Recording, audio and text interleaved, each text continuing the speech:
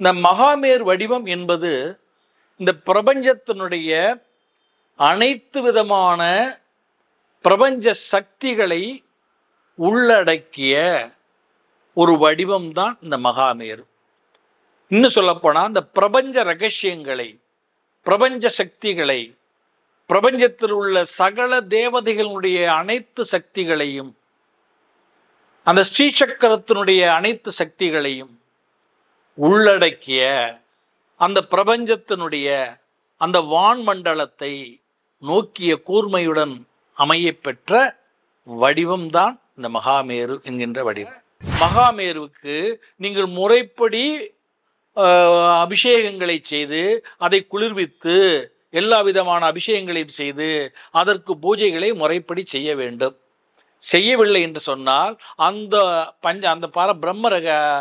பரரகசியங்கள் பல சக்திகளை உள்ளடக்கியது இல்லையா, அதில் சுத்த சக்திகள், தெய்வ சக்திகள் அதிலிருந்து விட்டு அதில் துர்தேவதைகள் அதை ஆக்குபை பண்ணிக்கும்.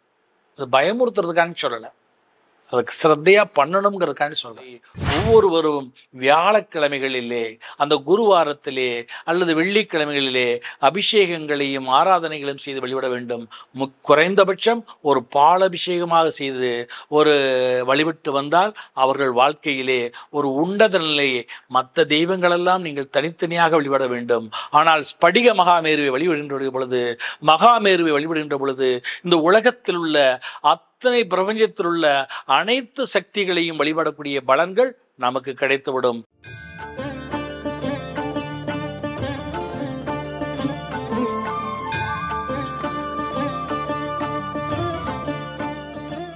சித்தர்யுகம் யூடியூப் சேனல் நேயர்கள் அனைவருக்கும் அடியனுடைய சிரம் சார்ந்த வணக்கங்கள்.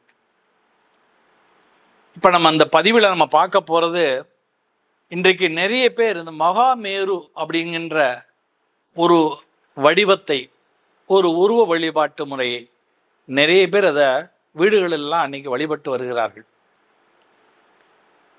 இது எதனுடைய அடிப்படையில் இந்த மகாமேருவை எல்லோரும் வழிபடுகிறார்கள், இது யார் சொல்லி வழிபட்டா, இதற்கு அவங்களுக்கு என்ன காரணத்திற்காக வழிபடுகிறார்கள் என்பதெல்லாம் ஒரு புறம் இருந்தாலும், ஆனால் இந்த மகாமேரு வழிபாட்டு முறை எப்படி செய்ய வேண்டும், இதற்கு எதற்காக செய்யப்படுகிறது என்பதற்கு நம்மளுடைய சாஸ்திரங்களிலே, தெய்வ வழிபாட்டு முறையிலே இந்த இந்த மகாமேரு வழிபாட்டு முறை இருக்கிறது. அதில் சுருக்கமாக அடியேன் விவரிக்கின்றேன். இந்த மகாமேரு வடிவம் என்பது இந்த பிரபஞ்சத்தினுடைய அனைத்து விதமான பிரபஞ்ச சக்திகளை உள்ளடக்கிய ஒரு வடிவம் தான் இந்த மகாமேரு. இன்னும் சொல்லப்போனால் இந்த பிரபஞ்ச ரகசியங்களை, பிரபஞ்ச சக்திகளை, பிரபஞ்சத்தில் உள்ள சகல தேவதைகளுடைய அனைத்து சக்திகளையும், அந்த ஸ்ரீசக்கரத்தினுடைய அனைத்து சக்திகளையும் உள்ளடக்கிய அந்த பிரபஞ்சத்தினுடைய அந்த வான்மண்டலத்தை நோக்கிய கூர்மையுடன் அமைய பெற்ற வடிவம்தான் இந்த மகாமேரு என்கின்ற வடிவம். இது சகல தேவதா ஸ்வரூபிணி என்று இதற்கு ஒரு பெயர். எல்லா தேவதைகளுடைய ஸ்வரூபமும் அதில் இருக்கு, எல்லா தேவதைகளுடைய சக்தியும் அதில் உள்ள அடங்கி இருக்கிறது. இந்த மகாமேரு குருமுகமாக வழிபட வேண்டும் என்று நம்முடைய புராணங்களிலே குருமகான்கள் தெரிவித்திருக்கிறார்கள். ஏனென்று சொன்னால், இது ஒரு பிரபஞ்ச சக்தியை கொண்டது.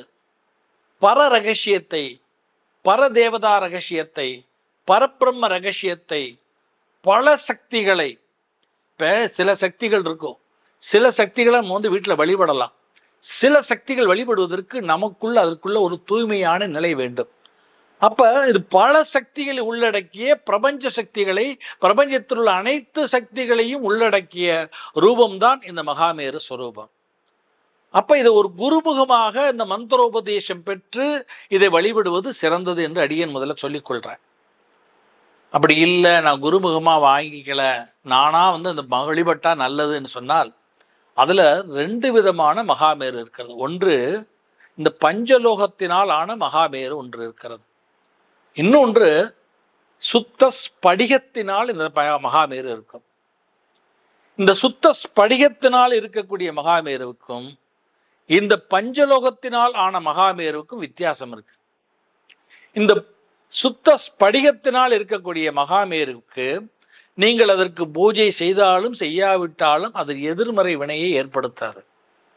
ஆனால் இந்த பஞ்சலோகத்தினால் இருக்கக்கூடிய மகாமேருவுக்கு நீங்கள் முறைப்படி அபிஷேகங்களை செய்து அதை குளிர்வித்து எல்லா விதமான அபிஷேகங்களையும் செய்து அதற்கு பூஜைகளை முறைப்படி செய்ய வேண்டும். செய்யவில்லை என்று சொன்னால் அந்த பரரகசியங்கள் பல சக்திகள் உள்ளடக்கியது இல்லையா, அதில் சுத்த சக்திகள் தெய்வ சக்திகள் அதுலேருந்து விட்டு அதில் துர்தேவதைகள் அதை ஆக்குபை பண்ணிக்கும். அது பயமுறுத்துறதுக்காண்டி சொல்லலை, அதுக்கு ஸ்ரத்தையாக பண்ணணுங்கிறதுக்காண்டி சொல்கிறேன்.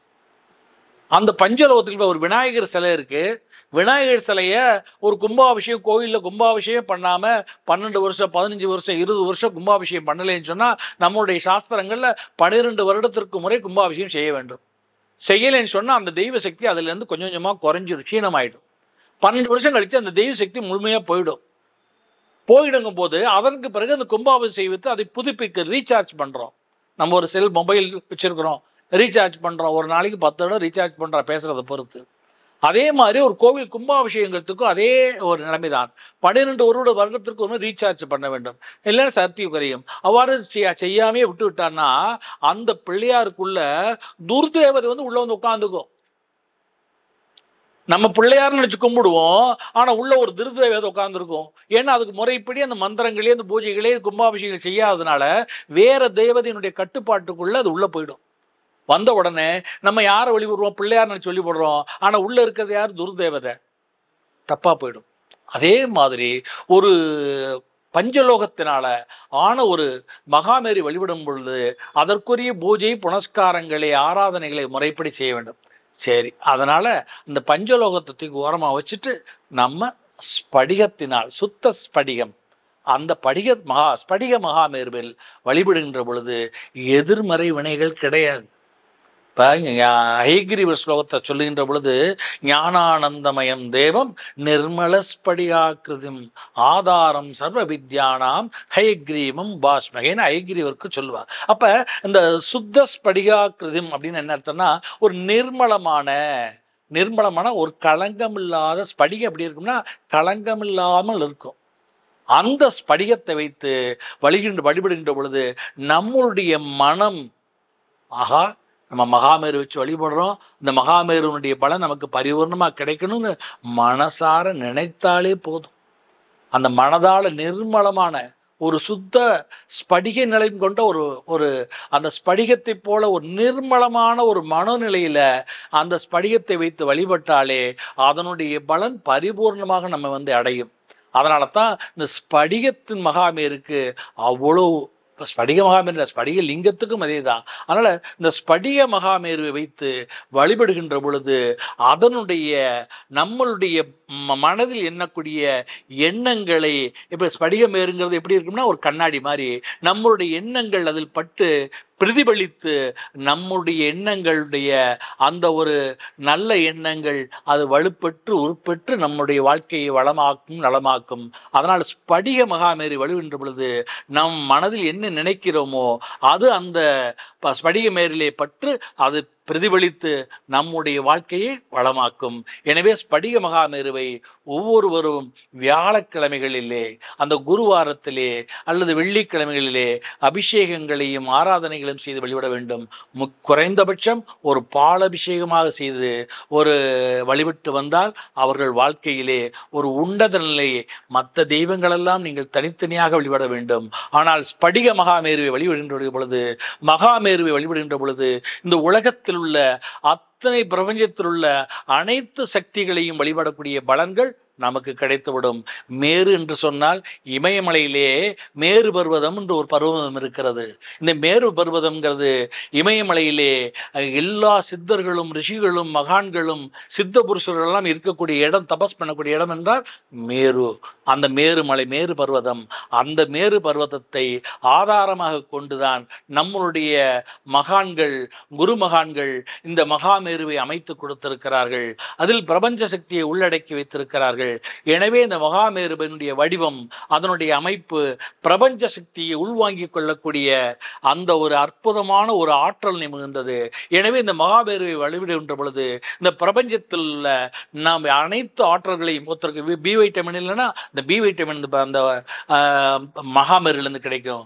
ஒருத்தருக்கு வாழ்க்கையில் திருமண பாக்கியம் இல்லையா, அந்த திருமணத்துக்கு கொடுக்கக்கூடிய அந்த வசியம் அதிலிருந்து கிடைக்கும்.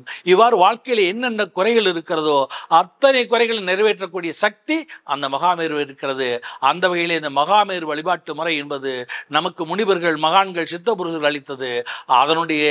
அவர்கள் மூலமாக பெற்ற இந்த மகாமேரு வழிபடுவதன் மூலமாக நாம் அனைத்து வளங்களையும் பெற்று வாழ்வில் நலமாக வாழலாம்.